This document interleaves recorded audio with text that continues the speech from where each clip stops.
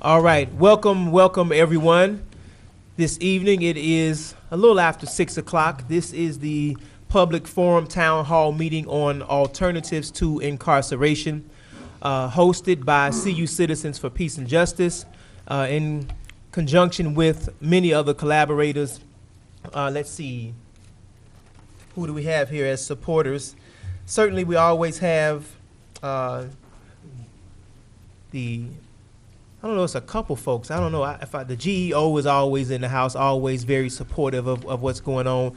And we have representatives of several different organizations. So how about I just say those, introduce these individuals and say the names of the organizations that they are with. We have Reverend Zernio Bogan, who is the president of the Black Chamber of Commerce, also an associate minister at Salem Baptist Church. We have Gilberto Rosas, who is the part of the Immigration Forum. I guess Gilberto will share with us exactly what his role is here soon. And we also have Diane Zell, who is the part of the president for the National Alliance on Mental Illness. And then we also have Diana Lennox, who is a member of the ACLU. And then to my furthest right is James Kilgore. He's also representing tonight Citizens with Conviction. So you already have about 5 different organizations here on the panel. And I am the co-founder of CU Citizens for Peace and Justice. My name is Aaron Ammons.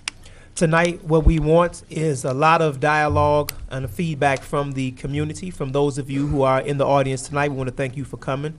And of course, this is being broadcast live as well as going to be taped and re-aired several times for the public viewing. So tonight what we're going to do is we're going to have our panel introduce to you some of the ideas that they have about alternatives to incarceration. And we're going to just kind of follow this forum here. And then when their time is up, we're going to come to the audience, come to the people, and have you all offer your input as well, because we want this to be a community discussion. So again, thank you all for coming. And we're going to get started. And our first speaker tonight is Reverend Zernio Bogan. If I can just give a brief bio of Reverend Zernio Bogan. He's an associate minister at Salem Baptist Church. He's been there for the past 11 years. He's the president of the Champaign County Black Chamber of Commerce. He's been doing that for the last 8 years. He now holds a bachelor's degree and a master's degree in human resources, organizational management, with a specialty in public administration, and he is currently pursuing a PhD in industrial psychology. And even with all that said, he also does a lot of other things. So please welcome Reverend Zernio Bogan.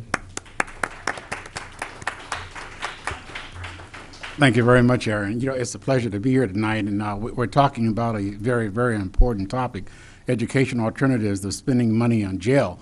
There is much controversy as to the issue of whether we should spend $20 million enlarging our jail system in order to prepare for our young ones to be incarcerated, or utilize the $20 million for alternative education programs that will give our young people an opportunity to learn to use their brains and hands to become productive citizens. Let us first add this daunting and disgusting fact. Projections to build incarceration institutions based on 4th, 3rd, or whatever academic level it is, and to expand existing facilities, state and local or federal, can only mean that the government, state and local and federal, have already decided who will fill the cells. Capital budgetary expenditure for those types of facilities can only indicate they are intended to last at least 20 or more years. The revenue generated from these capital budget expenditures will come from the backs of the slave labor of those who are incarcerated in them. These facilities are not targeted for the wealthy or the well-to-do. They are targeted for the minority populace who are unfortunate, unemployed, addicted, uneducated, and homeless. Some would say that this is the fault of our young ones, not learning anything and always starting trouble. Others would say it is the fault of our parents, not teaching the young ones how to behave at home and letting them run wild in the streets. Still, others would even dare to say it's because of the drug addicts, thugs, and gangsters, as though this is how they popped up out of their mother's belly. But I suggest that it is the fault of an uncaring and selfish society that we all live in and help to perpetuate. The blame goes on each and every one of us. There is no one particular portion of the society that we can point a finger at and say it's to blame. So this society as a whole must stop thinking about how to enslave our children and utilize ways to save our children. It seems now, putting it in the terms of some Southern folk I know, the chicken has come home to roost. This society must use alternative measures combined with old-fashioned common sense and ignite the cognitive powers of creativity that dwells within our youth by placing them in hand and craft workshops, which will enable them to utilize their brains and hands to build instead of destroy. We must put our antiquated prejudices aside and look at the greater good. We must stop trying to fix minority problems, which are really the problems of the general society at large, with degradation and incarceration. When it came to figuring out where we were going to get funds, artists, and volunteers to facilitate and operate the 150th celebration of the city of Champaign, there was no short list of people who wanted to contribute in some way to make sure the city of Champaign was celebrated. But when it comes to teaching our children how to use arts and crafts so that they may be one day be the fundraisers, the artists, and the volunteers of the future of this society so desperately needed, we fall short. These children, our children, your children, were not born drug addicts, thugs, or gangsters. These were talents and skills that they were forced to utilize in order to survive because of the lack of inclusion by our society. That means you, me, that means all of us. I have developed a spreadsheet of the most cost-effective startup unit that might help us understand what it means to develop handcraft workshops for our young children. As we see on the screen, this flow chart actually, a spreadsheet actually depicts 3 labs. And the labs are consisting of any 3 labs out of the categories of automotive, computer technology, plumbing, carpentry, electrical, data processing, home economics, music, any 3 workshops that gives our children the basics of learning. And this depicts for the first year what it would cost to actually ignite those workshops. This is 3 workshops that we're talking about here. And as you can see, the cost of executive director pay is only $50,000 a year. Now we're looking at, again, spending $20 million. Keep that in mind, to actually renovate one facility and add on to another, $20 million. This is for a structure that will not generate prosperity within our community. It will not generate revenues back into the community. It will not generate education for our youngs that are going to be placed inside of these facilities. The rent for the labs per month is $3,300 times 12, $39,600. And as you can see, as the chart goes on, the first year is the total amount of $630,034 to start it up for the first year. To run it for the second year, you're talking a total of $150,000 just to round it out. And then every year after that, $150,000. But we're looking at 60 individuals being taught a craft at any 3 craft shops. That's 180 individuals a year. If we go on to see how much this is going to cost us over a period of 15 to 20 years, we can take 15 of those students for at least 15 to 20 years and let's say $2 million. And it would carry these workshops, 3 of these workshops, between 15 and 20 years at this current price. And these prices are already exaggerated, but they were exaggerated due to increases in whatever our economy might have. So still, we only have a total for the first 2 years of $777,238, far less than $1 million, far less than $1 million, and that's just for the first 2 years. So you see, we have definite alternatives to be able to get our young people educated. The main point, get them to be able to use their hands on something other than pulling a trigger. Get them to be able to use their hands on something other than injecting dope. And get them to use their hands other than something than slinging dope. This is exactly what it's all about. If we fail to do this, if we fail to utilize this $20 million in a constructive way, such as these workshops, and continue going, we'll continue to have alternative schools that fail, because the states will continually put them in there just to keep them quiet long enough to get them incarcerated. We have to stop this. We have to break this vicious cycle. We have to understand that these kids are not just our young. These kids are the ones that's going to be the rulers and the head people in our future. I think we already had a prime example of what happened to a bunch of leaders that we had in the different head positions in Enron and all of the rest of the companies that went fault from those individuals who were in a dope-laden era. So the same thing is going to happen. History has a way of repeating itself, but we can break that cycle by being effectively responsible people and making sure that we're utilizing our funds in an effective and an efficient way. Just like we would do with, you would do with your own kids and have a budget to make sure that your kids have what they need to eat, we have to do the same thing on a societal level. And that means we have to be responsible when we're spending our money to look at the future and stop building incarceration and build education. Thank you very much. Thank you very much, Reverend Bogan. I want to announce that there's a blue Cutlass in the parking lot that has its lights on. The lights are still on. A blue Cutlass. All right. Good job. Good job. All right. Thank you for whoever looked out for your fellow citizen. So thank you again, Reverend Bogan, for sharing with us. I thought it was quite insightful. Next we have Gilberto Rosas, and of course technology is causing me a problem right now, so I don't have the bio right in front of me. So Gilberto, would you please tell us a little bit about yourself before you get into your presentation?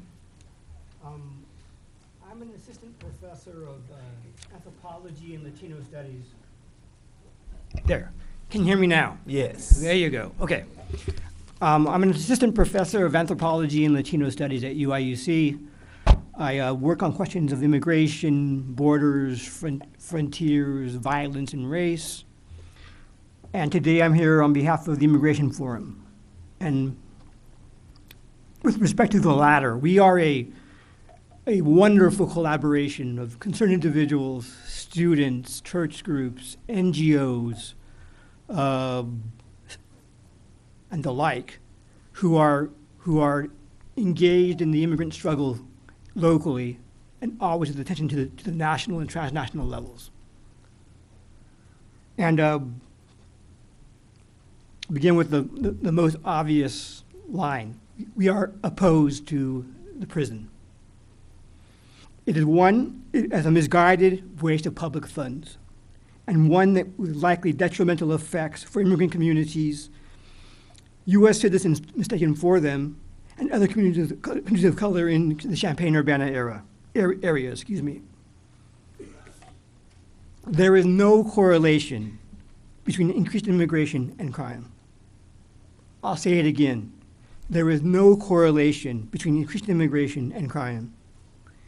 Indeed, the opposite is often the case. Immigrants, in an effort to conform to their new communities, tend to be excessively law-abiding. But what there is a correlation between xenophobia, punitive policies, and the incarceration of migrants. The wave of xenophobia that rocks the United States today, federal programs which recruit local law enforcement to be proxy immigration agents, and local policies have led to the browning of the prison population. This conjunction has also led to pernicious new deportation regimes that separates mothers and fathers from their children and wives from their husbands. But the undocumented are not only being deported, many are going to prisons for years and years. The ranks of the incarcerated Latinos have increased by nearly 50% in the United States. Prisons, particularly costly new prisons with empty cells, such as the one on the horizon in the Urbana-Champaign, need bodies. And we know those bodies tend to be brown and black. Consequently, a new prison would generate a heightened sense of vulnerability among the immigrant community and other communities of color. Immigrants would be less likely to cooperate with the police given such fears. And again, I want to underscore this fact. There is no relationship between decreased immigration and crime. One alternative to talk about tonight is what is called immigrant-friendly communities. Major cities like New York, Chicago, Detroit, and Houston, and other long-standing immigrant destinations have begun to revisit their policies in an effort to be more welcoming. They have bilingual programs. They have committees that bring in migrants and the community members to talk about what is going on in the city. They have pro-immigrant actions, such as legal or symbolic measures to make one's local or state more welcoming, supportive, and accessible for immigrants, their families, and their friends. And it should be noted that many immigrants, their families are often both undocumented and documented. So, some other thoughts. There should be pro-immigrant actions that promote the acceptance and integration of immigrants and their families into all parts of life. There should be efforts to counter all forms of discrimination, but specifically discrimination based on race, economic status, immigration status, and linguistic background. And there should be perhaps a legal precedent that establishes that lacking documentation does not make a person illegal or deserving of criminal treatment.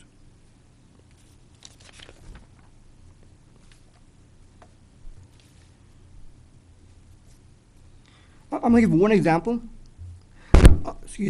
Executive Order 34 and 41 in New York ensures that all New Yorkers, regardless of immigration status, can access city services that they are entitled to receive, and that city workers must protect the confidentiality of a person's immigration status.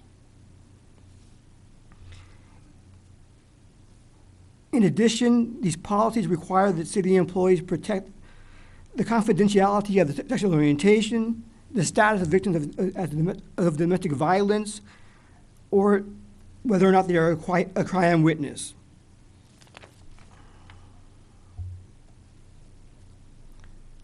And another example that comes to mind is there's currently the Mexican government is trying to develop programs in the United States to give the GED to immigrants in the United States. And they're looking for centers in communities across the United States. And I think one key site could be here. And I'll stop there for right now. All right, thank you. Little bird for both sides. I want to now introduce to you Diane Walker-Zell. She's a retired high school. Somebody got to remind me to turn my microphone on. Diane Walker-Zell. She is a retired high school teacher. She has lived, been educated, worked, and volunteered in the Champaign-Urbana area since 1968. She is currently serving as the local affiliate of the National Alliance on, serving as the president of the National Alliance on Mental Illness as it's in her third term. Diane's passion for NAMI's causes stems from her concern for a loved one who has a serious brain disorder. Her family is one out of every 5 families that are seriously affected by mental illnesses in this country today. Please allow me to introduce Ms. Diane Walker-Zell. Thank you, Mr. Ammons. I'm really delighted to be asked to be part of this evening. My constituency, the National Alliance on Mental Illness, is a grassroots national organization. We have over 40 affiliates here in the state of Illinois alone. We're involved in research, education, support, and advocacy for people who live with mental illnesses and their loved ones. And as Mr. Ammons said, my own passion comes directly from my family member, and I am not unusual. I just wanted to point out that according to the National Institute of Mental Health, 1 in 4 Americans will face mental illness this year. Check around the room. What do we have? Maybe 100 people? You do the math. Mental illness is an equal opportunity series of diseases. It is most common in those between 18 and 25, according to the Substance Abuse and Mental Health Services Administration. That's data from 2008. And of course, notice that that is when people are trying to get their educations. Major depressive disorder is the leading cause of disability in the United States for people between the ages of 15 and 44. Those are extremely productive ages. In the United States, the annual economic indirect cost of mental illness is estimated at $79 billion. Most of that, about $63 billion, reflects the loss of productivity. For those who have lived with mental illness, it's hard to be productive, especially hard to be productive if you're in jail. 24% of state prisoners and 21% of local jail prisoners have a recent history of a mental health disorder. 70% of youth in juvenile justice systems have at least one mental disorder. How do I know what I'm talking about? Every month I receive calls and emails from people who are distraught. And I'm going to give you some quotes from one recent email within the last 10 days. This is a distraught family member of someone who has been diagnosed with bipolar disorder. This person is currently out of jail on bond after at least a fourth incident of retail theft. My quotes are going to disguise the identities of those whom I quote, so as not to identify them in particular, but they are a common story. Quote, "I am in desperate need of help. I don't understand the disease. How do I help without enabling? I would love to get him or her into a residential treatment facility, but our health insurance doesn't provide for that service. I don't want my loved one to ruin his or her life and have no future. I live in fear that he or she will do it again. It just seems as if there isn't much help available, and what there is available is very slow.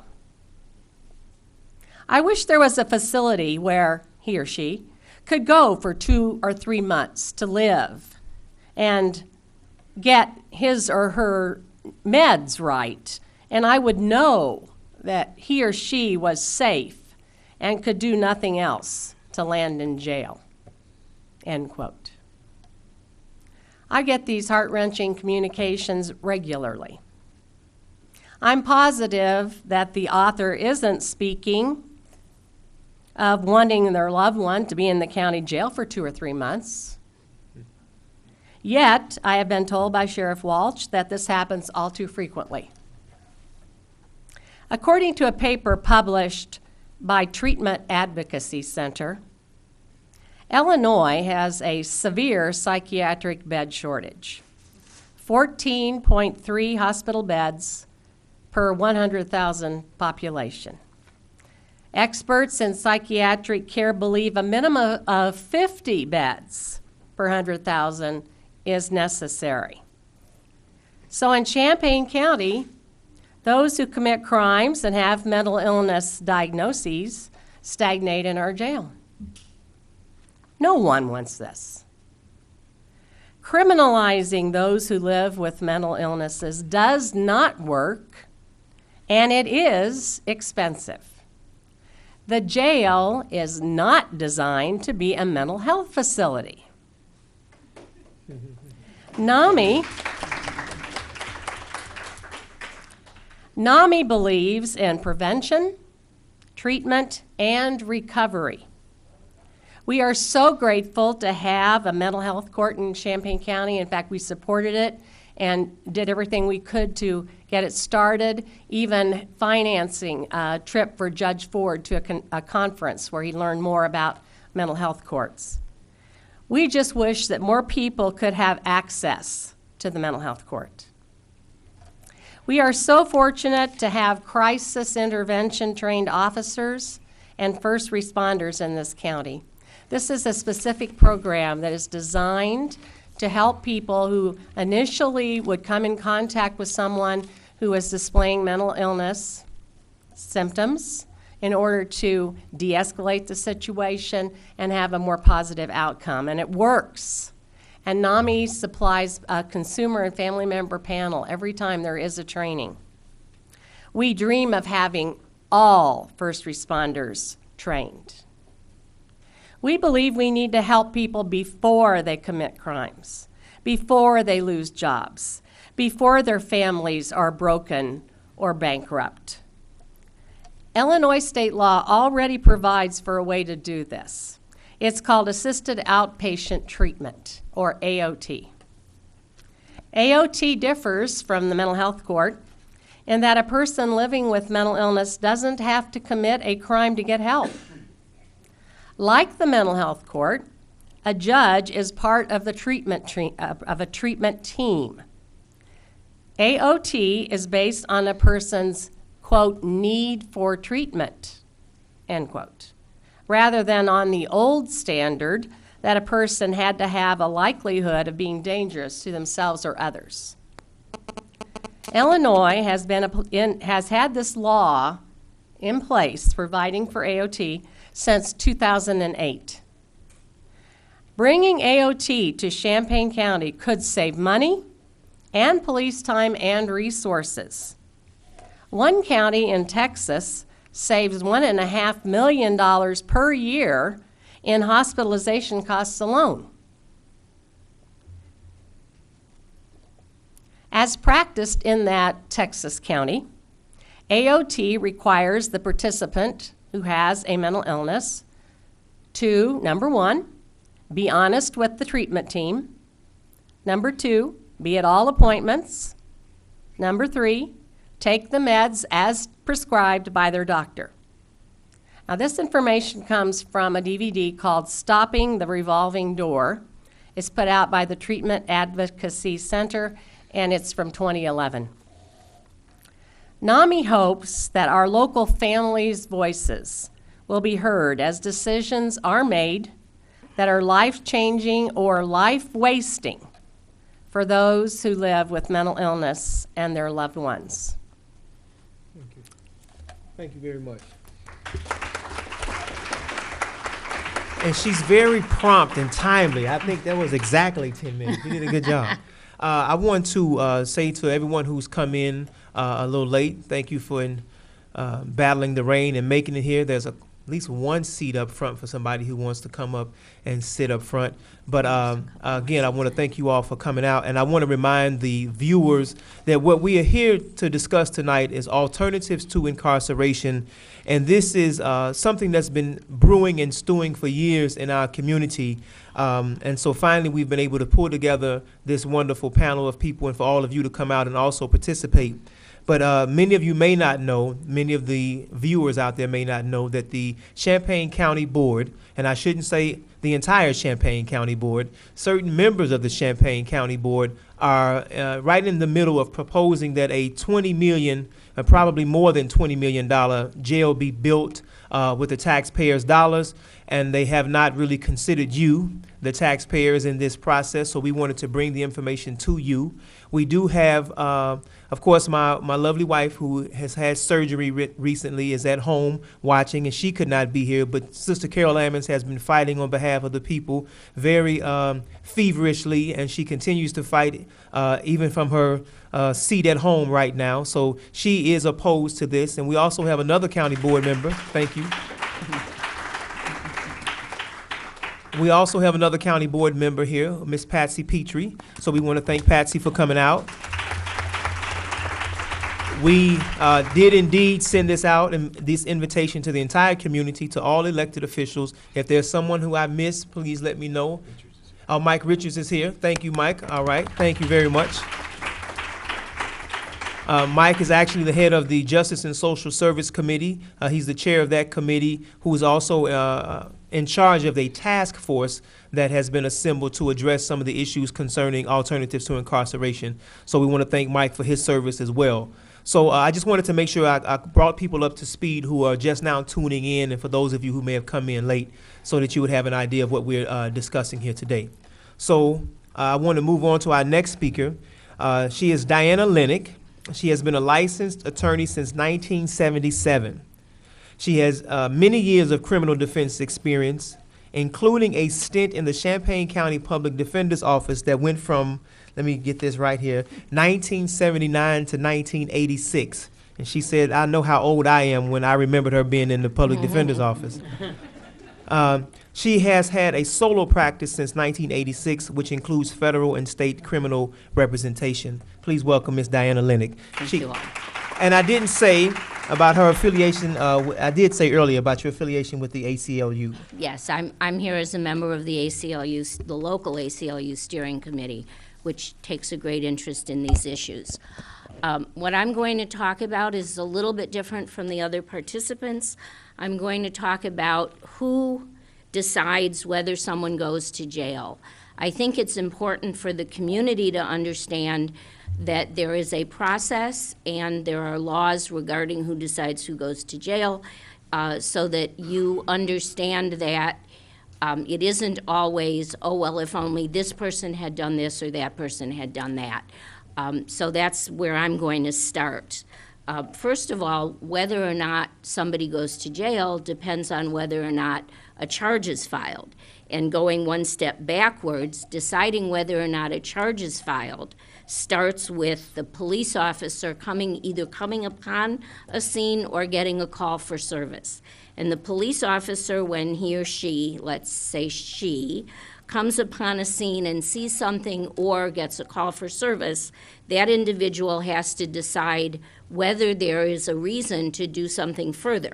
Not everything the police see is a crime. Not everything the police see is going to end up in a charge. But the officer is given the legal discretion to decide what something is at that point. So perhaps the person comes on the scene and they investigate, they talk to people, they see what's out there, and they say to themselves, oh, okay, this is nothing. I don't have to do anything. So no report is generated, nothing else happens, and the thing is over. Now, that individual might say, okay, something is here, but it's pretty minor, so I'm just going to call it a misdemeanor. I'm going to give you a notice to appear. I'm not going to take you to jail. Show up in court in 30 days on a misdemeanor or a ticket or a traffic offense or whatever it is. And again, that person's not going to jail. But the person, the individual officer, might say, well, I think something is here. I think this is something. I think that a crime was committed. If it's a felony, I think there's probable cause to believe a crime was committed, so I'm going to write a report. Now, and once the officer writes a report, that still doesn't mean the individual has to go to jail. They still could give them a notice to appear, but when a report is written, that ends the discretion of the police. When the report is written, that report goes to the state's attorney's office. And the state's attorney has the authority and the discretion to decide whether a charge is filed. A lot of people say, and it's one of the things that people say all the time, well, the police officer arrested me for theft, and then when I got to court, I found out that I was being charged with burglary or forgery or something else. How is that possible? And it's possible because the police officers are not the ones who get to decide.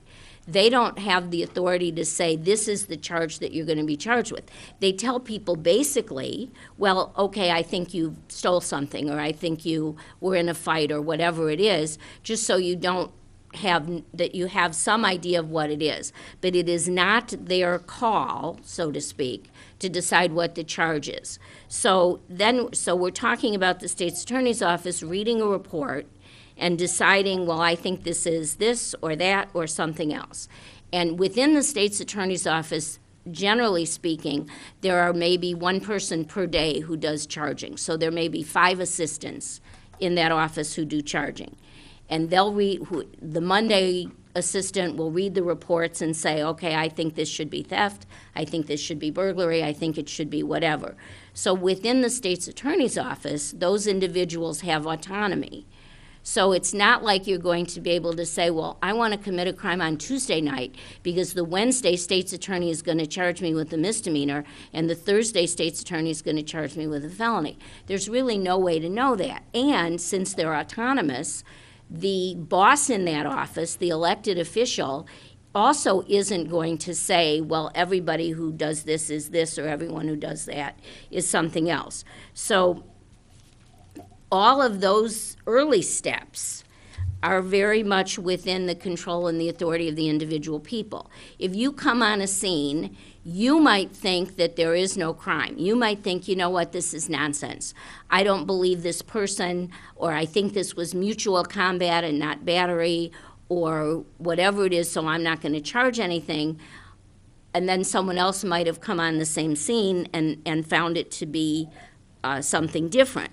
So if you want to have an impact on how seriously we view things, then you're going to need to have an impact on the people whose job it is, the individual players who get to make those choices. The legislature has decided that certain things must carry jail time, what we call mandatory sentencing. And that takes the discretion not completely, that takes the discretion out of the hands of the police and the state's attorney and the judge and everyone else, because the legislature that sits in Springfield and writes the laws and provides the penalties has decided that a person who is convicted of a particular offense, let's say armed violence or home invasion or armed robbery, if you are convicted of that offense, you must go to prison. There's no alternative. The judge can't change it. The state's attorney can't change it. The defense attorney can't change it. End of story. In the state of Illinois, those are mandatory prison offenses. So when the state's attorney says to you, if you're facing that kind of a penalty, gee, I know that I can convict you of armed violence, but if you plead guilty to plain old robbery, I'll give you 2 years rather than the 6 that's the minimum for the more serious offense. If you believe that they can prove the charge, you're going to think very, very seriously about taking that too. And that's because everybody knows that you can't get probation and for the offense if you were convicted, so you're much more likely to take the lesser offense. So even with mandatory incarceration offenses, the only thing the state's attorney can do is that he or she can say to you, I'm going to change the charge. Or you can go to trial and be found not guilty or guilty of a lesser charge, a charge that carries probation. Otherwise, the legislature has taken the discretion out of everybody by making mandatory mandatory time charges. And whether or not you think that's a good idea is a philosophical question that I'm not going to get into, but we now have in traffic offenses mandatory days of incarceration, mostly for things like DUI. There are also driving under revocation offenses that carry mandatory small amounts of jail time, 10 days, 30 days, a week. I know they're not small when you're doing it, and I'm not it's just lesser amounts of time. The legislature says, hey, this is a requirement, you have to do this. There are ways around it. Most of those carry large amounts of public service work for people who can't go to jail. But generally speaking, the legislature has made these offenses mandatory. So the only way around it is to either to go to trial and be found not guilty, which is sometimes very difficult or impossible, or for the state's attorney either to not charge it or to change the charge. Now, the individual himself also has some say-so in some way in whether or not the individual is incarcerated. obviously he decides himself whether to plead guilty or to go to trial. And he hopefully will decide that with the help of an attorney, but it's ultimately the individual's decision. And sometimes, depending on the person's goals in life, it may be a better choice for that person to do a little bit of jail time than it is to take a felony. Very frequently, the state's attorney will make the offer. I know that I can prove you committed a felony, but I will give you a misdemeanor if you will do 7 days in jail. So then you have the option, which is more important to me, avoiding a felony conviction with the consequences that that has, or avoiding a week or 3.5 days in jail. And obviously, nobody can make that decision for the individual except the individual. If your goal in life is to get a job that would be prohibited to you if you had a felony conviction, you're going to sit in jail for a week or 3.5 days or whatever it is to avoid that consequence. But if your goal in life is to avoid jail, then you're going to say, hey, I'll take the felony conviction because it isn't going to impact my life in any meaningful way, and I don't want to go to jail. So the individual himself also also has a decision to make with regard to avoiding incarceration. If you lose at a trial, or if you plead guilty for a sentence without an offer, then the judge will decide the sentence. And I want to say one thing about the concept of offers and pleading guilty, because again, this is something that a lot of people get confused about. The state's attorney does not have to make an offer. There's no law, there's no policy, there's no requirement. It isn't a violation of anything if the state's attorney says, I don't like your face, I'm not going to make you an offer. Or you've done it too many times, and I'm not going to make you an offer. They also don't have to make a good offer. They might say in a 6-30 that my offer is 20, and you're going to say 20. I'm not going to plead to 20. That's nonsense. So fine. So you either plead for an open sentence or you go to trial. In either of those two cases, you're going to be sentenced by the judge. The reason that I can't do it in 2 minutes, I'm sorry. I'm going to take a little more of my time and I won't say anything later. The reason that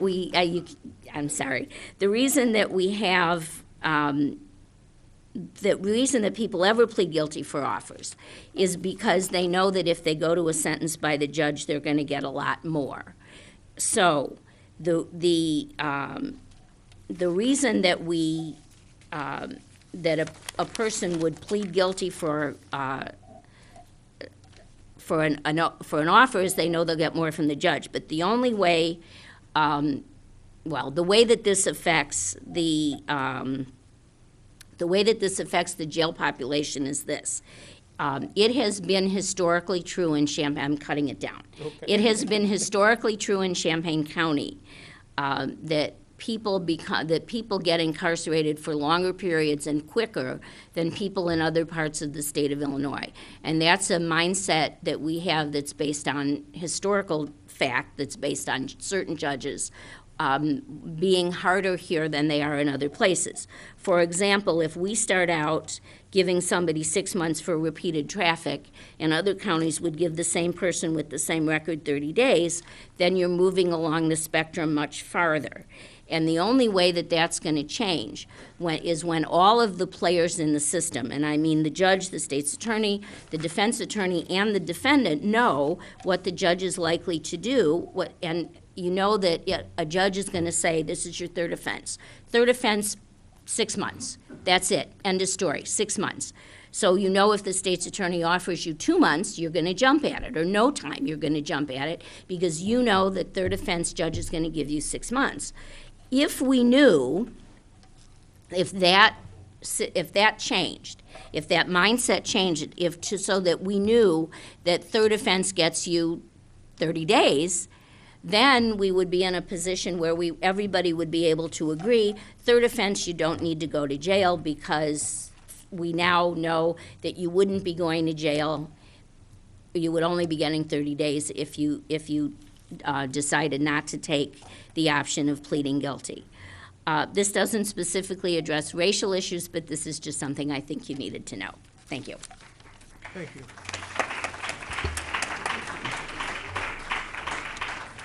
All right, the last speaker for tonight will be Mr. James Kilgore, who is a member of the Champaign-Urbana Citizens for Peace and Justice, CUCPJ. He is also a member of the Community Justice Task Force of the County Board, which is a body tasked with exploring alternatives to incarceration.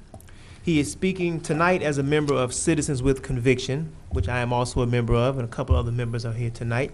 We are a local organization that fights for the rights of people with felony convictions. So please welcome Mr. James Kilgore.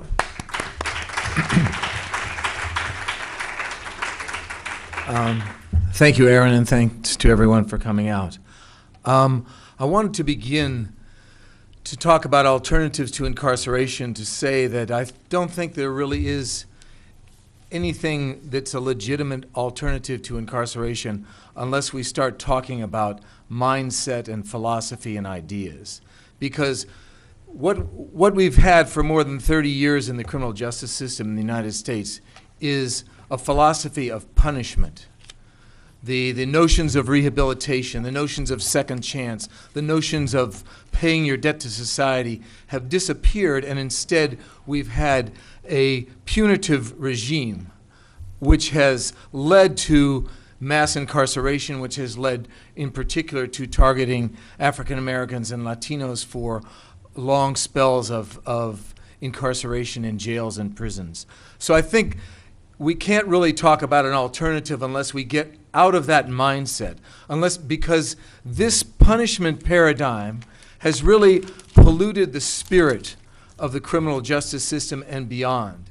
And unless people begin to think in a different way about criminal justice, there's not going to be any real alternative. We can talk about programs, and I'll talk about a few in a minute, but without a fundamental shift in the way we think about criminal justice and the way we think about people who are involved in the criminal justice system, we're not going to get very far with this. This is really about a major mindset shift. So I want to just give a few examples of some of the kinds of issues that I think need to change, dealing particularly with people who are incarcerated and who are formerly incarcerated. So just a few examples of things that I think absolutely need to be changed in order to get rid of this idea of punishment. Firstly, get rid of the branding of people who are incarcerated. Why should people who are incarcerated in this age be wearing stripes, be wearing pink underwear, be wearing orange jumpsuits that have the word prisoner in 6-inch high letters written on their leg?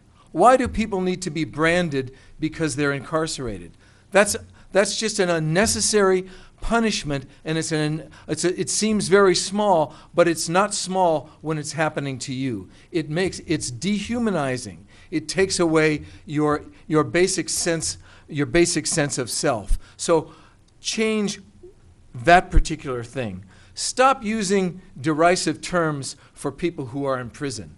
Convict, jailbird, felon, ex-offender, parolee. These are not human beings that you're talking about when we use those terms. These are criminals. These are the other. These are people who are less than full human beings when we use that kind of terminology. So this is all part of changing the mindset in terms of dealing with criminal justice. Stop punishing the families of people who are incarcerated with things like draconian visiting rules, with things like incredibly punitive phone charges. I mean, I used to have to pay $15 to talk to my family on the phone for 15 minutes. Now, and so what happens to a lot of families is they want to talk to their loved ones, but they put a block on their phone because their phone bill is so big they can't pay it. So they're cut off simply so some phone company can get a super profit from phone charges, or the prison or the jail gets a kickback from the excessive phone charges. This is all part of a punitive mentality, not trying to help people who are incarcerated in the criminal justice system build relationships with people on the outside, but making them feel as if they're not entitled to any of this, and making their families also feel as if the people that their family members, their loved ones, are somehow not worth the effort of staying in contact with. And then I think when we come to people coming out of prison, there's at least two very important things that need to happen. The first thing is addressing all of these bans that formerly incarcerated people with felony charges face in terms of accessing public housing. Why is it that someone with a felony conviction coming out of prison is not allowed to go and live with their mother or their partner in public housing because they have a felony conviction? Why can they be banned? If they go and live with their loved ones in public housing, their loved ones can be kicked out of public housing for even taking them in. How does that help to stop that person from being reincarcerated? How is that helping to build alternatives to incarceration? Bans on access to food stamps, bans on access to TANF and other forms of state assistance. All these bans for certain career paths that people face. You can't. You have major obstacles to careers like becoming a barber, to careers like becoming a cosmetologist, to careers in the health field. In the state of Illinois, the last time I checked, there's 57 career paths that have obstacles or bans on people with felony convictions. How does this enable someone to get their life together and not end up back in prison? That's part of what contributes to the fact that in Illinois we have a recidivism rate of over 50%, and nationally it's over 40%. It's because it's very difficult for people to actually re-engage with society when they come out, because there are so many roadblocks. And then the last thing, and I think this is something that the county and the city of Urbana and Champaign should pay attention to, is the fact that there are no state support services for people coming out of prison in this community. There's no psychological services. There's no counseling. When you come out of prison, you meet your parole agent for the first time. He gives you a stack of papers like this and say, you need a job? Here, go there. That's where you can find a job. You need a Social Security card? Here, that's where you get a Social Security card. But you get no concrete help to actually re-engage yourself. And if you don't have family, you're coming out of prison with a few cents in your pocket, and maybe if you're lucky, you have a pair of running shoes and a gray tracksuit to run around in. How are you going to get your life back together with that minimal amount of resources? The local governments, local authorities, if they really want to keep people out of jail, find a way to give them support the day they come home from prison. Find a way to help them deal with I talk about the phase of when I came out of prison. I talk about it as the deer in the headlights phase. You're walking around like this. You can't see anything. All this stuff, this is an assault on your senses. You haven't seen all these colors. You haven't seen women. You haven't seen children in years, and it's an assault on your senses. You're like paralyzed. You're on your own, and there's nobody to talk to if you don't have family members and loved ones waiting for you. Why can't the county be there? Why can't the city be there to help people, to guide them through those first few difficult days and weeks and help them to get their life back on track? We need those kinds of services. And if we're talking about genuine alternatives to incarceration, if we're talking about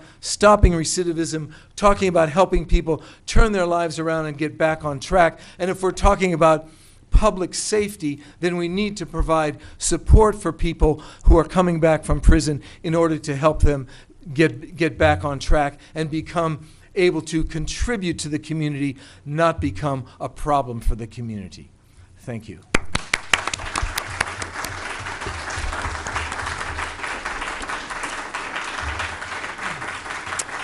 All right.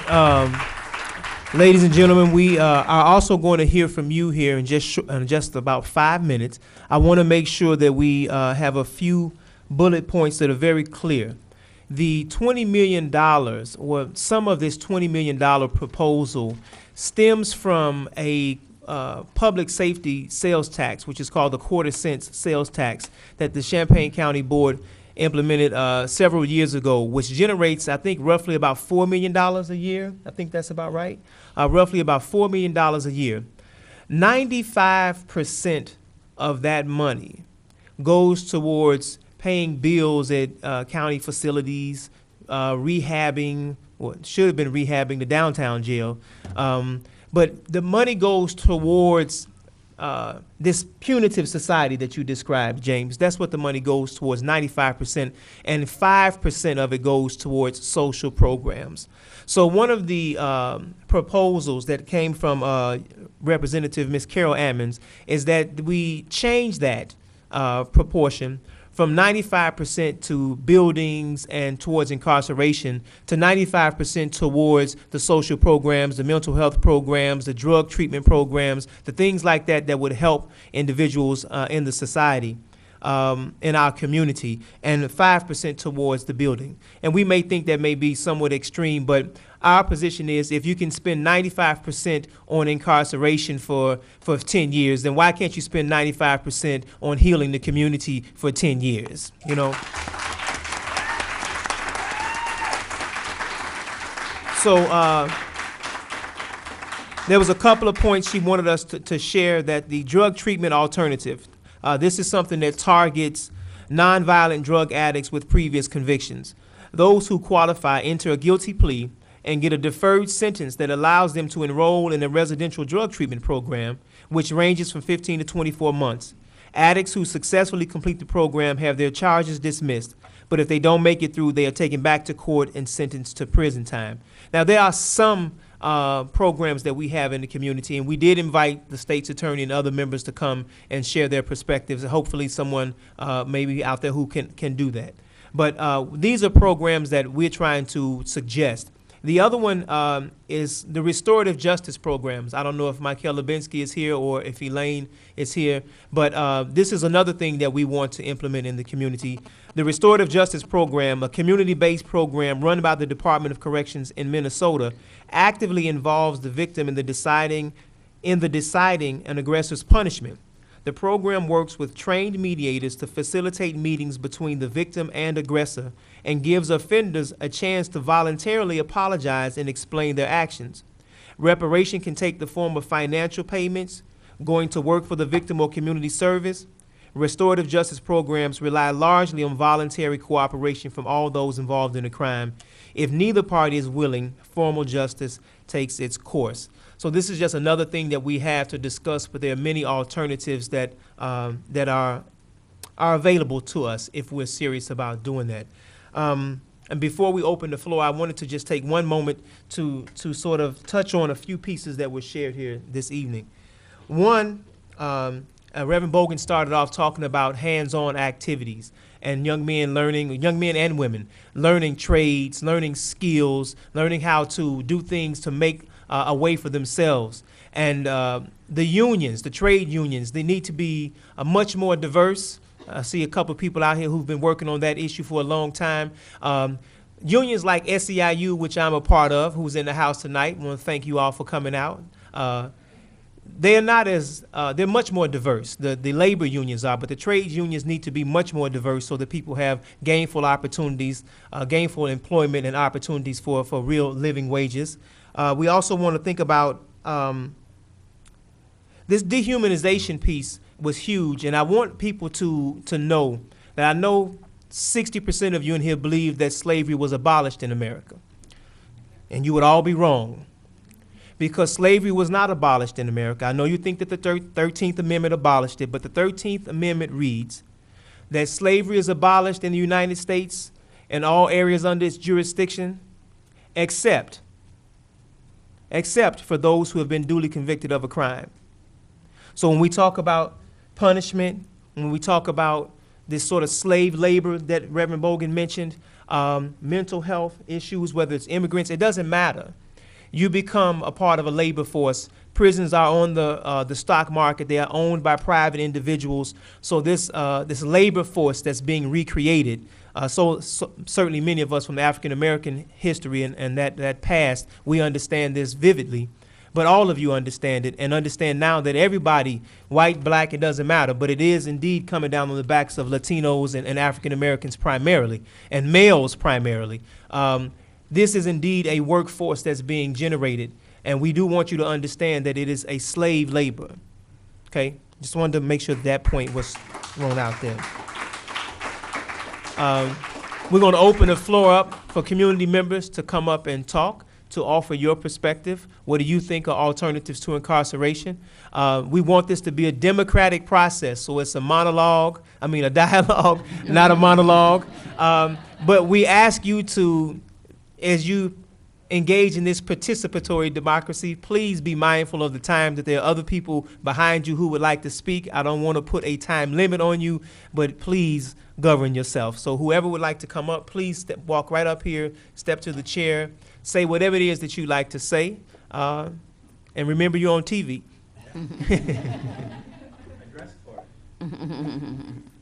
What am I supposed to do? Just start talking? Sure, maybe Is say the your name if microphone you on? like. Maybe not that close. My name's Snow Leopard. I'm notoriously long-winded, and I'm going to be surprisingly brief for once. One thing I wanted to point out was that it was mentioned that there are 57 trades that require certification in order to achieve them. One of the things that they'll teach you how to do in prison is how to be a barber. And being a barber is one of the things that you can't do when you get out. So even when in good faith, you did what you need to do in prison, you still don't get the chance when you're out. And the other one brief thing is prisons, I forgot your name, but you mentioned that a jail is not a mental health facility. There are prisons that want to say that they are mental hospitals and so forth, and they also do not function as, even when they say they are, they do not resemble them in any way. So I want to make sure people understand that when they hear that, well, there are prisons that function that way, that in fact that's not the case. So those are just my 2 points. Thank you very much. I appreciate you coming up and sharing. And that was really quick for Snow Leopard, that's for sure. Anyone else? This is a town hall public forum, so all y'all have to speak. My name's David Sell, and this is my wife. About NAMI, and Or step up, just, there we go. yeah, I was, okay. Yeah, I was studying at the University of Illinois today, and my wife told me she's speaking at the forum tonight. So I arrived, and I'm very proud of what she said about NAMI. I hope people in the room remember NAMI for all that it does. And we're talking, you know, every one of you was fantastic. But what I want to see in the 21st century, which we're living in now, let's get some changes instead of this idea of punishment, punishment, punishment. It's really bothersome. And it's time now, with the lack of money for local communities, to do things like AOT and various, there's various other things that can be done to help people and get them out of the system. I hope that we have people in the room today that can come up with these ideas, and that those of you in government in the room today will listen and have these programs set up immediately. We need them. And your story was fantastic, and what happened to you. And I feel sorry, but it's time. Let's get away from this New Testament punishment attitude. Thank you very much. Thank you very much. Appreciate your time.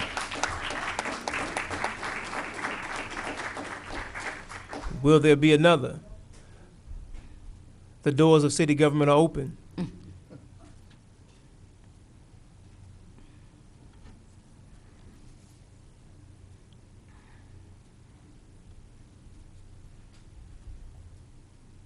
Hello, my name is Julie Watkins. This isn't exactly about alternatives to incarceration. It's more a motivation in that I think that we really need an alternative because the system is broken. And what I wanted to do was read a quote because Michelle Alexander says it better than anybody else that I've run across. And I'm still in the process of reading her book, which is The New Jim Crow. And she's talking here about something that came up to the Supreme Court. And so what happens at the Supreme Court goes all the way down to local. And here's the quote. The majority of the court observed that significant racial disparities had been found in other criminal settings beyond the death penalty, and that McClaskey's case implicitly calls into question the integrity of the entire system. In the court's words, this is the Supreme Court saying this. Taken to the logical conclusion, this case throws into serious question the principles that underline our criminal justice system. If we accepted McClaskey's claim that racial bias is impermittably tainted, has impermittably tainted the capital sentencing decision, we could soon be faced with similar claims to other types of penalty. So what she's saying here is because they can prove here and everywhere else, well then we're going to have the system would be destroyed if we allow it to be questioned. We can't let the system be questioned. We have to question it. Mm-hmm. Thank you very much. Read the book. Thank you very much. I certainly do encourage folks to read The New Jim Crow by Michelle Alexander. I think we can plug books in public spaces, right? It's a phenomenal book, and it is eloquently stated the issues that we're talking about today. Yes, sir. Good evening. Good evening.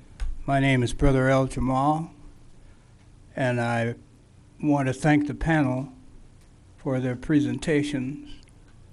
And judging by the heads nodding and the applause from the audience, I think it was very well received.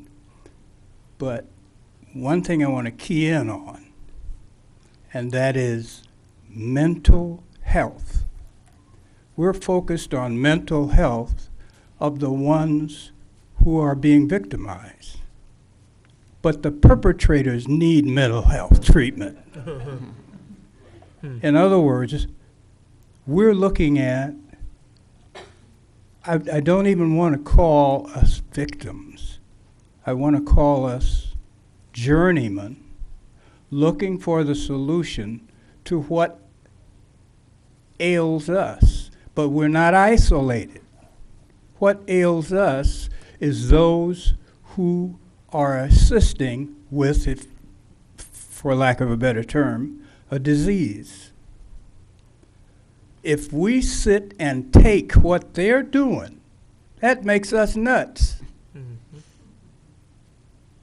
We can't do that. They have to know what they're doing, which means they have to sit still long enough to listen to what we are saying. And those who are operating on their behalf, for instance, the committee that's supposed to bring back a report to them with recommendations, I don't think that can be a rush job. They have to gather that information from us, then come back to us to see if they have put down what we said we see the problem as. Mental health is the key. So let's zero in on mental health aspects. And I know we're not the first ones to bring up this issue.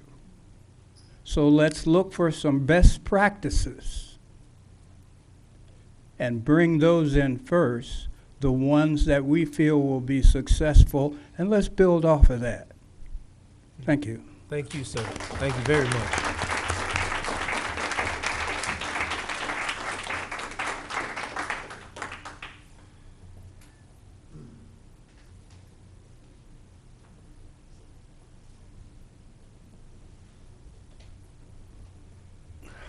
I want to address the remarks of Reverend Bogan here about the training of young people and how that would be very economical and more humane than simply incarcerating people. I've worked with a program for, I don't know, 7, 8 years now, in which the labor unions are involved, and a state organization called Education for Employment is involved. And what we have done is we have taken kids in high school and we have run programs varying from 4 to 6 weeks in the summertime, and they were given stipends to do this, and they would build a structure and learn something about the different construction trades that were involved. Now, one of the ways in which we were able to secure the cooperation of the unions, and I have been very involved in the labor movement locally, is that the young people who were either minority people or young women in the majority, there were also some white youngsters who were accepted, was that there were preconditions set down. They had to have very good attendance records in schools, and if there were any disciplinary issues, these were looked at and could count against the young people, because the unions did not want to risk a situation in which they would be having kids who had an expectation they could get in the unions, but in fact were going to prove to be difficult for the unions to deal with. Now and they also looked at the grades of the students, and they had to meet a certain grade point average. That has always bothered me, because a lot of the people who need this most would be excluded on the basis of these criteria. But what I would like to suggest, and I guess I'm speaking as much to the county officials here as I am to you, Reverend Bogan, is that some kind of communication be established with Education for Employment, which is a multi-county jurisdiction. Lori McDonald is the one who really runs the construction trades program. And perhaps you could develop a program based upon something like the model that we have been going with, but without the exclusionary criteria. That is to say, you would be really looking at the at-risk kids, deliberately looking at the at-risk kids, but learning the techniques that have been exercised over the years by this particular program. For the first time this next summer, we're going to be running two programs, 2 sessions during the summer. So I hope some of the people who work on the county board will take this seriously. We'll contact Education for Employment, Lori McDonald there. We'll not try to intrude and say, we want you to accept all these kids, but rather say, you're doing something that is really interesting, is good for these kids. We want to do it too, even though we're going to look at a little different population from what you've been looking at. That's all I want to say. Thank you very much. Thank you. 2 things quickly when you guys come up to the mic. Ex-City Council member Danielle Chenoweth had you speak right into the mic. We need you to back up just a little bit. It's a little distorted coming across the microphone, so if you all would do that for us.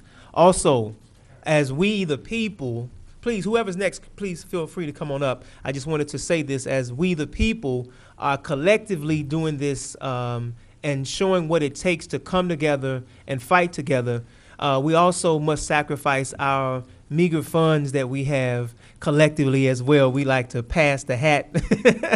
So Mr. Dolliner will be passing it around just to help offset some of the things that we did tonight, so that when we come back and meet again, it won't be an excessive burden on any one individual or organization. Thank you very much for whatever you can contribute. Please go ahead. I'm Martell Muller, and I'm looking at the flyer that we got, and we're saying attorneys for incarceration.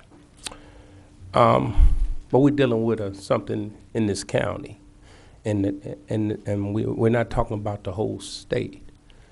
And it's the turning for this $20 million that they say that's available. But if we want to use it, they're gonna say this $20 million don't exist. We got to really look at this public sales tax that does exist, that comes in there, $4 million a year. And we got to talk to these local officials, what the people wants this public sales tax to be used for.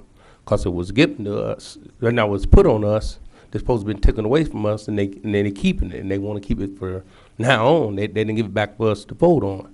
So we got to look what we want to see what public safety is. And public safety in this room is not to build a jail. We looking at educational, and starting out. I said it last night. We should have 100% of Head Start in Champaign County, if you want to look at it from that point. And then we look at all these alternative things we got. But at first, with this public safety tax, public safety is having our kids starting beginning school as soon as possible. We shouldn't have not one child not starting Head Start in this county. And so I'm looking at the voters, I look at that, the county officials, I look at that, and we ought to talk about these educational things that we want for our county instead of these jail things. We got to remove this conversation about this jail, period. We shouldn't have this jail talk, period, that you let 3 or 4 officials decide what this county needs. You know, and it's 100 and some thousand people in this county. So how can these 3, which really wasn't appointed to, I think, oversee all this money. I think the county board was, but the county board let these 3 people decide what this $20 million needs to be used for. And I think we need to face the county board and say this is what the people want. If we can get it put back on the ballot, put it back on the ballot, but we have to make sure they know what the people want. Thank you. Thank you for coming. Appreciate it. Thank you for your comments. As the next person is making her way up, I want to also say to the viewers that CU Citizens for Peace and Justice, and I believe the other members of this panel, their organizations, we are aware of the conditions of the downtown jail. We do not believe that any individual should be kept in any sort of inhumane situation. We are advocating for the fixing and the repairing of the downtown jail, but that is $18 to $19 million less than what this proposal is that's on the table now. So I want to make sure it's clear to those who are watching, the viewers, we are not advocating that individuals stay in inhumane conditions. We do want those things fixed. So I just want to make sure that was clear. Please go ahead. My name is Amira Davis, and I'm glad you said that because that was one of my concerns coming in, is that because of the increased incarceration rate in the United States that has increased dramatically since 1960s and is escalating with the criminalization of previously non-criminal behaviors such as non-payment of child support, you know, the other things that Ms. Lennox mentioned, that it seems like there's no turning back in incarcerating people. So I would truly hope that those who do wind up there would not be in any bad situation. But I wanted to kind of address Reverend Bogan's comments as well as what Martell Miller just said about getting kids into Head Start. I was in a school yesterday in Rantoul, and it was mentioned that there was an 85% poverty rate there. The principal proudly pointed to the door of the mentor, which was a police officer. And as he came out of the office mentoring his student, something about his hand on his gun, and, you know, I was reminded of the school-to-prison pipeline. You know, what are we going to do about that? Because the increased prison population shows that 50% of those prisoners are illiterate. And so it starts early on that there needs to be some type of interventions. And while, you know, you have trade jobs for high school students, we really need to get in there early. And I'm not so confident with scenes like what I saw yesterday that Head Start is necessarily the case. I am an advocate of community-based interventions. And you know, those competent members of the community who are willing, like myself, I created a literacy and arts program for kids this summer and would like to see that, something like that, expanded, because one of the things we did with the kids was drumming, and there's research that shows that kids who engage in rhythmic music making activities have more empathy, and I think that's something that's sorely needed with our children, is that they need not only to have book knowledge, but they also have to have some type of empathy for one another and an understanding of respect for themselves and for others. And how do we get that? How do we parse out parts of that $20 million that they want to use to build an additional or a new jail to do those types of interventions? So I'm glad that that's part of the piece that you're working on.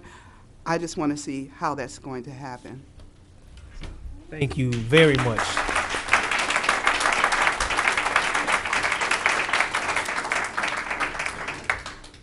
Hi, my name is Elizabeth Simpson, and I thank you for being here, and I thank you all for being here. Anytime there's a circumstance, there's a reason for it, right? And I may repeat or reference back to things people have said, but I just want to kind of build a little arc here. The number one reason, in my understanding, looking at the history of prison in the United States, and particularly the dovetailing of the slavery industry with the beginning of the prison industry, it's very much about money, right? It's very much about money and being able to continue to exploit labor and consolidate it to particular hands. There's lots of research. We can go look at that stuff. But most of the people involved in the criminal justice system are not receiving money for their participation in any large way. They're not CEOs of large companies. They're parole officers, they're judges, they're regular folks. And then the folks who are invested in the community, they're certainly not getting kickback. So there's a second investment. It's the logic that the financial investment gives us, which is that we're trying to address crime. But there's two places in which that doesn't work. One is that it's a punitive system, and punitive systems, they don't function in terms of reducing future instances of crime. It doesn't reduce recidivism anywhere near as much as restorative practices do. But one of the major things is people who are invested in the criminal justice system is empathy for victims. But the current criminal justice system doesn't actually address victims, right? You have someone is robbed, someone is hurt, someone is assaulted. The criminal justice system doesn't include them in the decision-making process, doesn't ask what they might want, doesn't ask what they need, doesn't ever give anything to that person or ever even include them really in the process, except maybe some testimony, in which case they're in the service of the system, not the system serving them. So once again, it fails on that point. The other is that, so this is around punishment, it doesn't address the person who committed the crime or caused the harm, it doesn't address the person who received the harm.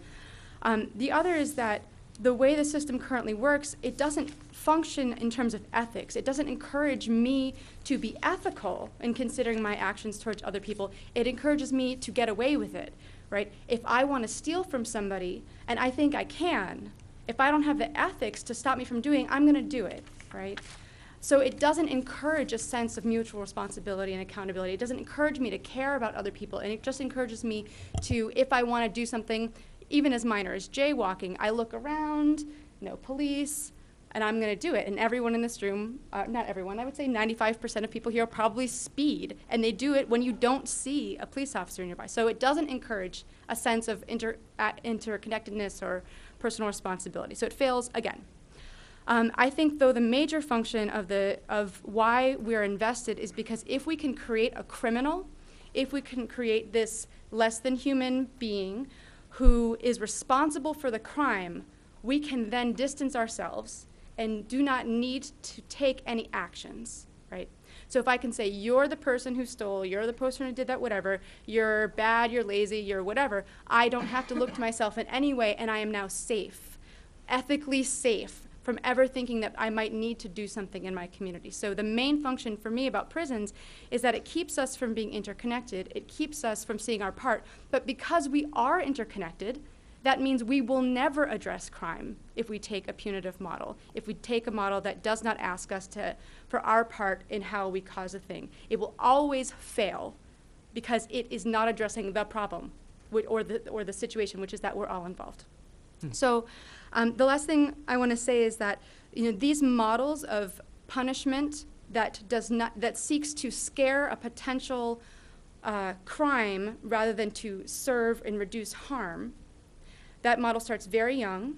I see it particularly in schools. I ran the peer mediation program in the Urbana Middle School for about 9 years until it was cut without any warning. There are now no longer any peer mediation programs in the school. We can start young by modeling this in our schools and restoring these sorts of programs, but we can also start it in our lives, in our homes. When children do things, we say, well, what was your part? What was your part? What happened? How are we going to make it better? We can do it by, when something happens and we feel like, oh no, the first response people have oftentimes is, how can I show you that I didn't mean it or I didn't do it? But if we can open the inquiry of, well, how was I part of it? How can I restore the harm? How can I step gingerly into thinking that I could accept that I have a part in this without taking responsibility for it all? Maybe then we can recognize our interconnected system and then actually address the harm that's happening. Thanks. Thank you so much, Beth. Really appreciate it. Yes.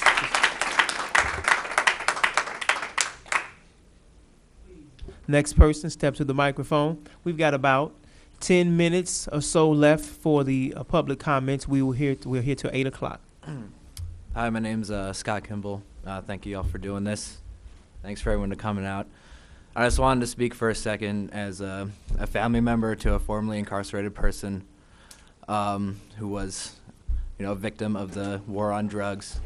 That I'm glad, the issue of drug addiction was brought up because I just wanted to, bring up the point that drug addiction is not a criminal justice issue. It is a public health issue. It's not, drug addicts don't need a bed in a jail. They need compassionate and competent treatment. They need good jobs, and they need meaningful community. Those are the things that cure addiction. Incarcerating drug addicts does not make our communities safer. It does not help the individual addicts by curing them of their addiction, nor does it, prevent recidivism or anything like that. What prevents drug addiction is community programs and elimination of poverty and a slew of other things, not punishment in jail. And so that's all I wanted to say today. So yeah, thanks for your time. Again, thank you for coming. Thank you for sharing.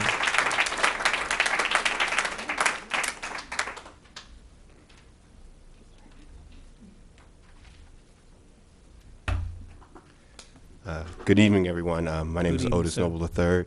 I want to first thank CU Citizens for Peace and Justice for giving our community an opportunity to exercise our democratic rights. So thank you all for that.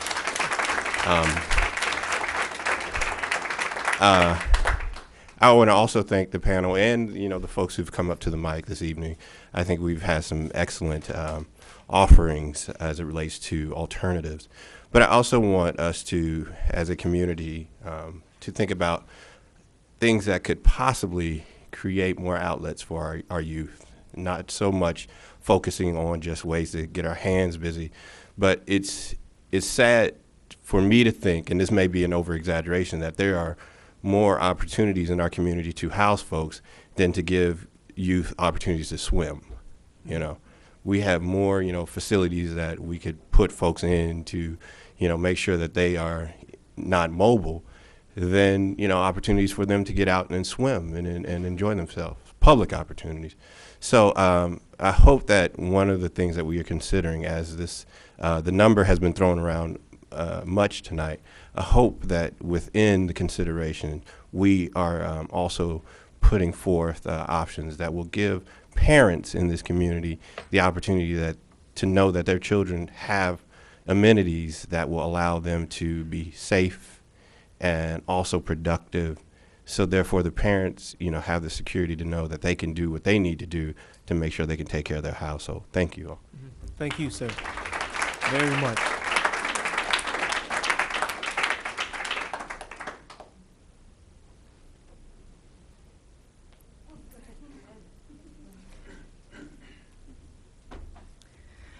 Thank you, Otis, for getting a round of applause going for CUCPJ. I just want to encourage people to partake in the work that CUCPJ is doing and partake in local democratic-ish process. The intervention that has happened that led to both this forum and also what happened last night at the county board, which someone else can speak to more clearly than I, is the direct result of hard work of a small group of people, and all of your input is needed and relevant. Thank you very much.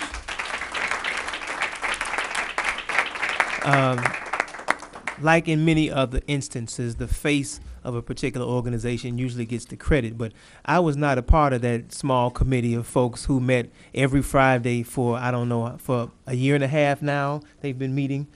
Not that long. He won't take that much credit. They've been meeting a long time, doing a lot of research, a lot of people who names go unmentioned, but they are the ones who are behind the scenes, pulling up information, taking their time and coming out. So big ups to all the folks on the jail committee at CUCPJ and the task force as well. Brian Dolliner, Chris Evans, James Kilgore, Carol Ammons, Brooke, who else? Where am I? Jeremy. Yes, indeed. Lots of different folks who. Anna, thank you. GEO always in the house, Yeah. So thank you all again. Please go ahead. My contribution tonight is one alternative that I heard many years ago, and I really believe in it. And I saw an instance of it the other night when there was an exhibit. There was an art display at the YMCA on campus of prisoner art. If prisoners were given the media, the colors, the paper, the material for doing artwork, I think that's one thing that would break the loop. I have a friend in the past who taught me this. He was a prisoner once, and he thought of this. He thought long and hard while he was in prison. This is the only way to break that cycle. If I need to get into art, I need to write, I need to shape something, I need to shape myself. And I really think that that's a real powerful tool. The other thing that is real powerful is finding jobs for those people who are gonna get a job by having this new prison. Because they're just waiting to eat up that money. And if they don't eat up that money, they gotta have something else to eat up. So get them some jobs so that they can allow these people to live their lives in a decent way, shaping it themselves. Thank you very much. I think Miss Dr. Davis spoke to this very eloquently about the connections to rhythm and empathy, and the artwork. As a spoken word artist myself, has been quite therapeutic for me when I was going through lots of different changes and addiction and various different things. Being able to write meant the world to me, and then being able to express it to other people so that we could all be, so that we could share in that process. So I certainly encourage people to be involved in the arts, and people who are struggling to find their niche in this society of ours, to look towards the arts for a way to express yourself. Please, sir, step right on up. Here, thank you. My name is Mark Enslin, and there are a few things that I wanted to mention about alternatives to incarceration. In addition to the change in mindset that James Kilgore mentioned of not having a punitive mindset, there's also the mindset of avoiding the tendency that we have in our schools and other institutions to make people criminals before they even commit crimes. Right now, too many authority figures are approaching younger people or people that they're supposed to treat as citizens in their roles as the word criminal can be attached to someone and doesn't have anything to do with crime. So that could be a beneficial change. And along with that also is calling someone illegal. There's just too much of speaking of someone who may be an immigrant to this country being called illegal. In a country of immigrants, it's absurd. That needs to change.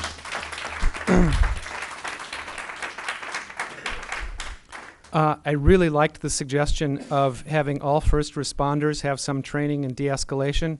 In addition, why not have every single student in school learn something about de-escalation? I know that there was some peer mediation counseling going on in some of the schools, and that needs to continue. That's what I have to say. Thank you. Oh, no, one other thing. Excuse me, one other thing. A couple of years ago, I visited Olympia, Washington, and it's got its problems. But something they have that we don't have here in Champaign-Urbana and in the county is low-cost or free help for people with mental health problems. In Olympia, there was one night a week where someone could go to a counselor for free. And so many of the difficulties that turn into crime have to do with the economic situation of people, and there's a vicious cycles there that need to be addressed. Also, I have another thing to say. Some of our elected officials have complained that they don't have a budget for research, and so when they're asked pointed questions about why there's the disparity, they say, I'm sorry, I don't really have a budget line for research in order to answer that question.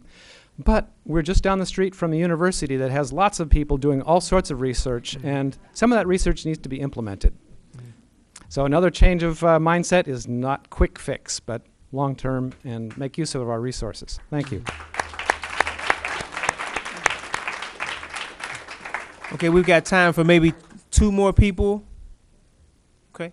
Sorry, I'll try to make it quick. No, take your time. Go ahead. My name is Francine Santos, and I'm a student at the University of Illinois. And I'm actually really glad the gentleman who went before me did just go before me. I went on a service trip to Olympia, Washington last spring. And what I liked there was they have this program called GRUB.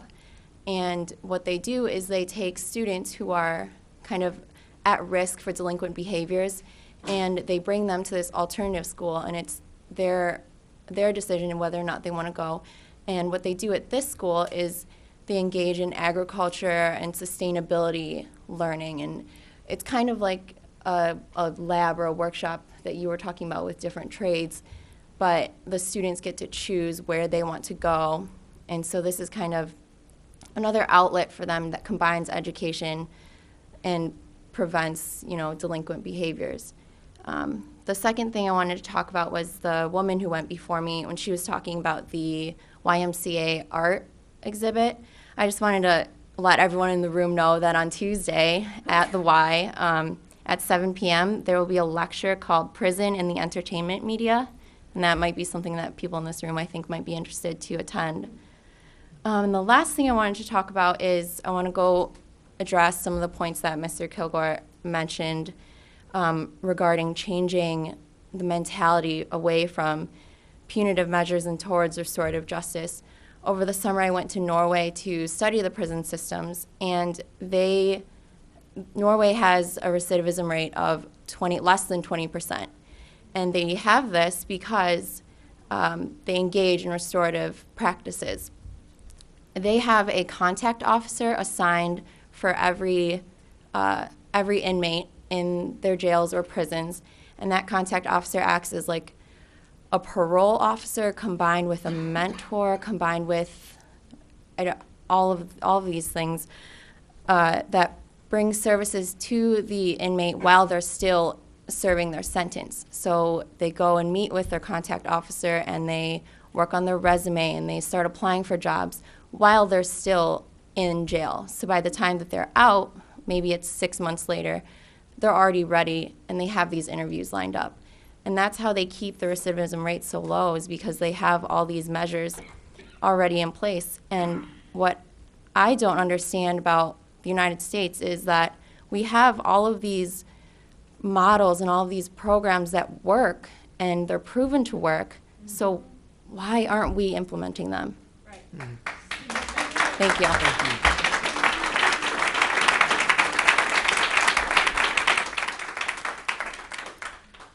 Hi, I'm Alex. I just was kind of thinking about the last thing that Marina said a little bit ago about needing to find alternatives, not just for the incarcerated, but for the people who are employed by those who do the incarceration. You know, it's one of those sort of like amazing tricks of modern capitalism and the prison industrial complex that they've really managed to use this as a way to wedge sort of the inner city against the rural outlying areas, because there's these, and many of the communities where there are prisons, that is one of the only sources of employment and economic activity in a lot of these places. And so that's another area I think we should really be looking for, ways to help and find alternatives, because right now you can see it in currently going on in the state, because Governor Quinn is trying to close TAMS and Dwight, and that's like you're fighting with the union, even you're fighting with AFSCME, because these are also poor people, and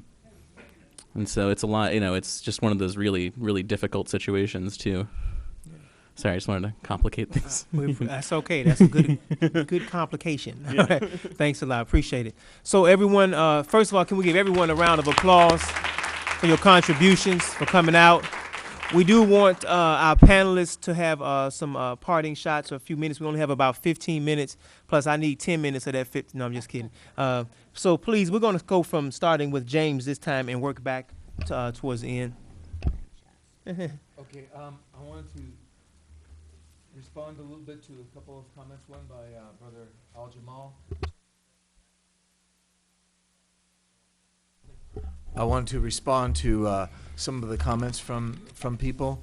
Brother Al-Jamal had talked about best practices, so I wanted to suggest two that have to do with the constituency that I'm talking about tonight. The first one is an initiative that's begun at John Jay College in New York, which they call the Prison to College Pipeline, which I think is a very good alternative to the school to prison pipeline.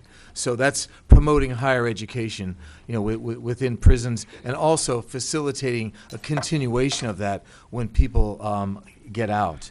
And then the second alternative is a program in Richmond, California, where the city employs 2 people full-time who are formerly incarcerated, and their job basically is to track everyone on parole in the city and provide resources to them to know where they are, to know, provide whatever kinds of support they have, and begin to build up a network of support for these people. So the city, without a policing sort of function, this is a supportive function, making contact with people and acknowledging the fact that they need some kind of a support.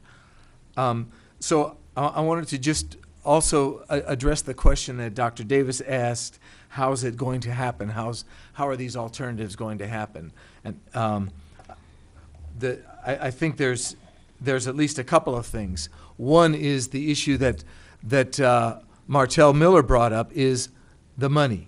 Okay, we have to talk about this public safety sales tax and what it's being used for. It won't solve all the problems, but it is the only readily available source of funds that could contribute to alternative programs. And I think this is something that needs to be taken to the county board and needs to be taken before the task force. We need to talk about how we spend this tax money. And following on that is the second part, is the question of public participation in this process.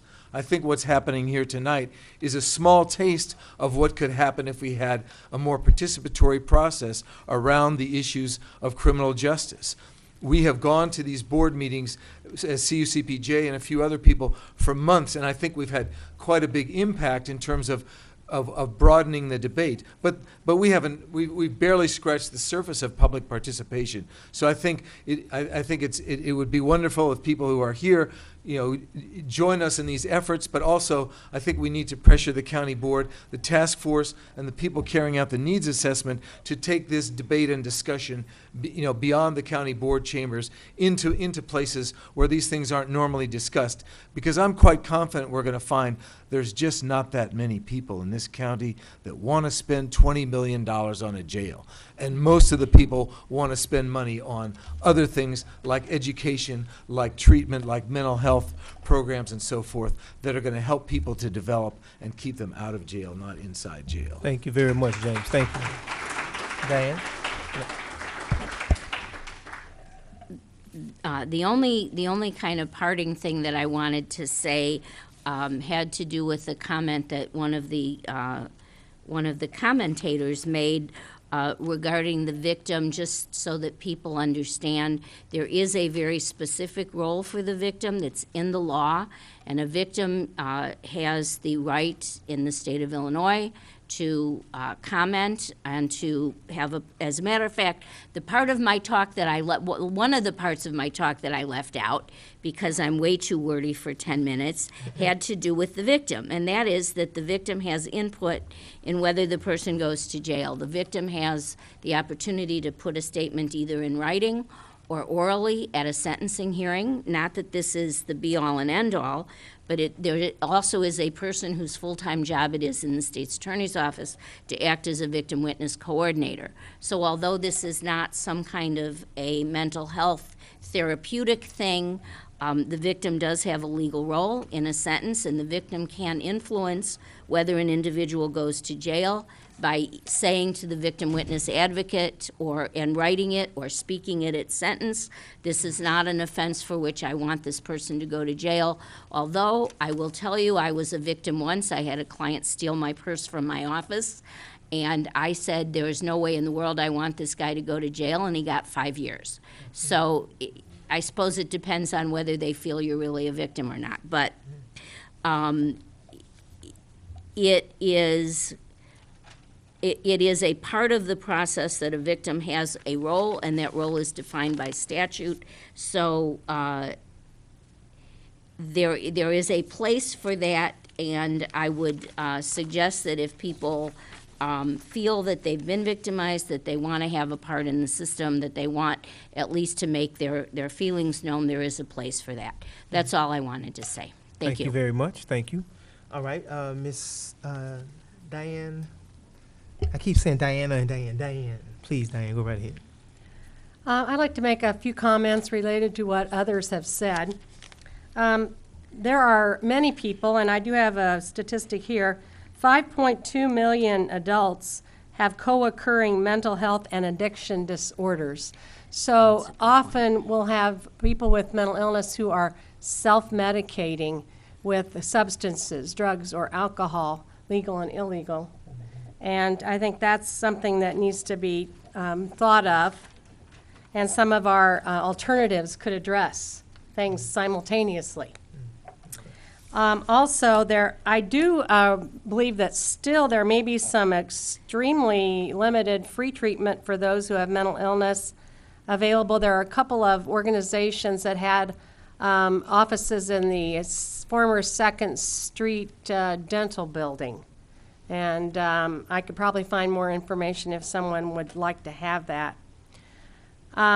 Also, not only do we need to change the stereotyping and mindset towards those who have been incarcerated, but we have to change the mindset toward those people who have mental illnesses. The stigma attached to mental illness is huge. And one more thing, well, two more things.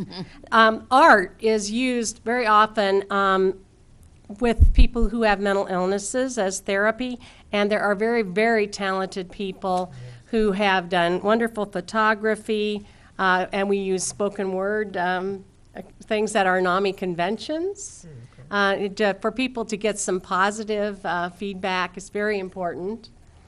And one last thing is, if you'd like more information about NAMI and what we do and mental illness in general, we're having a public event coming up on October 14th, and it's a Sunday afternoon. It's a parade and picnic, free to the public, and I have brochures, so please see me afterwards if you'd like that. Thank you. Thank you very much, Diane. Gilberto. I want to begin by saying thank you for having this event, and particularly the CUCPJ, who I've watched for the past 5 years with a lot of respect from afar. You guys are a really impressive organization. When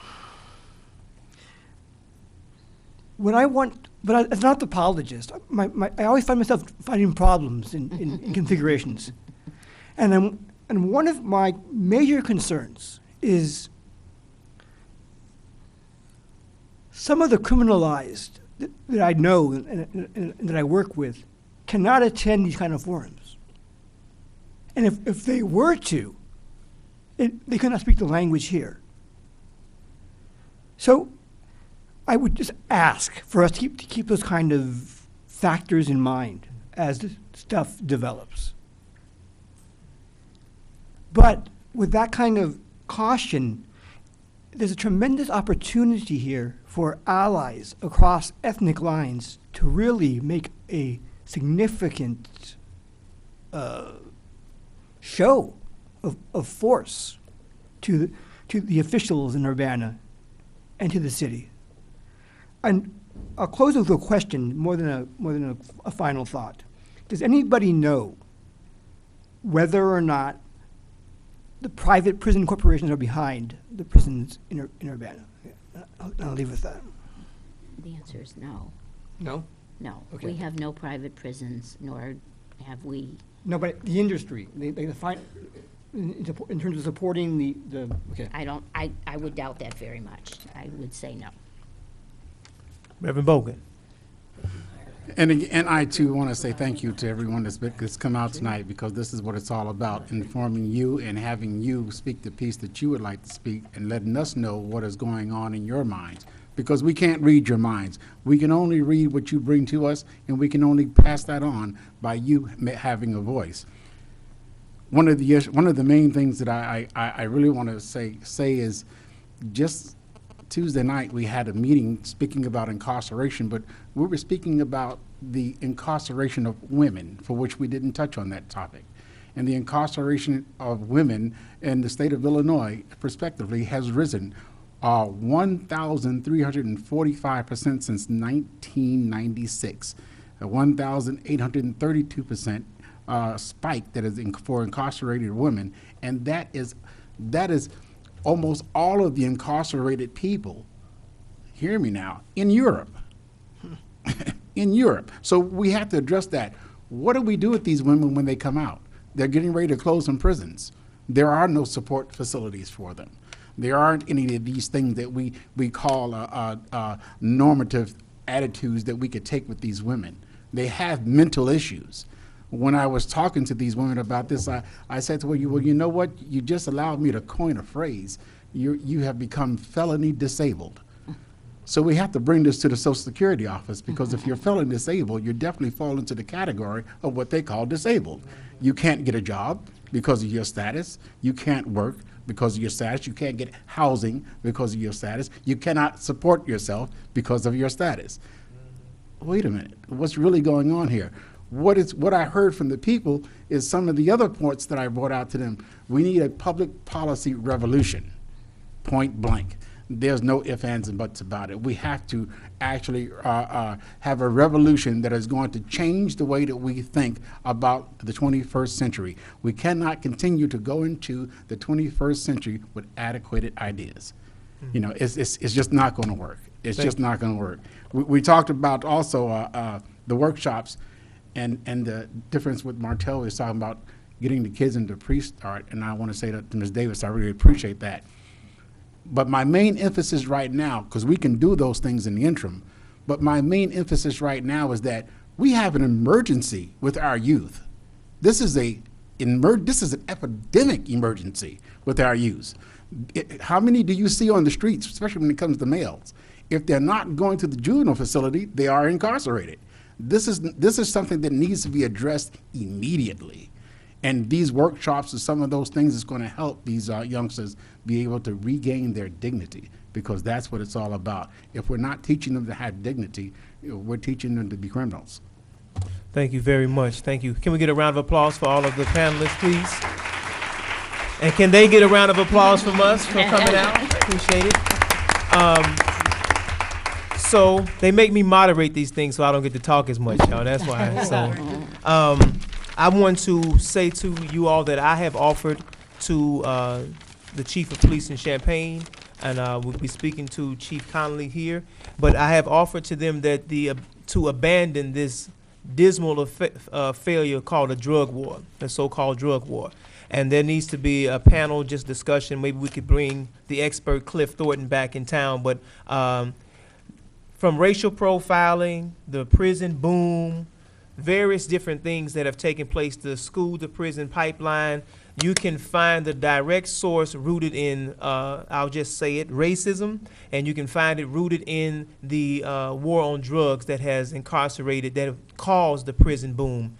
From 200,000 all over the country to over 2 million in I guess 20 years since the 80s when Ronald Reagan came to power, but I think Nixon introduced the idea.